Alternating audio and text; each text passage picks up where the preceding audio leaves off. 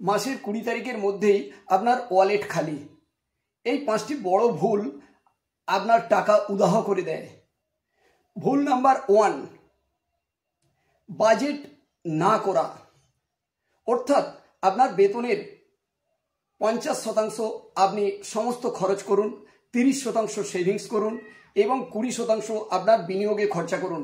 দেখুন, প্ল্যান ছাড়া অসম্ভব আপনার ওয়েলদি বানানো।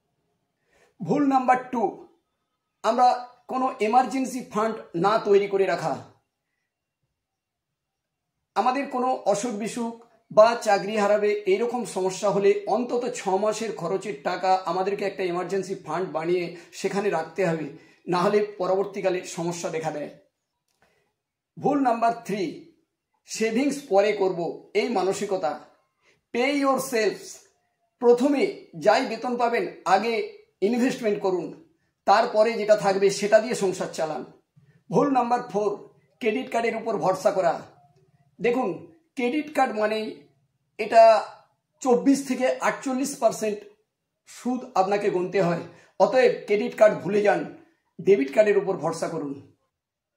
ভুল নাম্বার 5, খরচের লোভ। দেখুন, চাই আর দরকার এই দুটোর পার্থক্য তো বুঝুন। 24 ঘন্টা রুল ফলো করুন। যে জিনিসটা আপনার প্রয়োজন সেটা অন্তত 24 ঘন্টা পরে কিনুন, যদি খুব প্রয়োজন হয়। এই ভুলগুলো কাটাতে চান তাহলে পেজটা ফলো করুন এবং সঙ্গে থাকুন। আর আপনার মধ্যে কোন ভুলটা আছে সেটা কমেন্টে লিখুন। Thank you.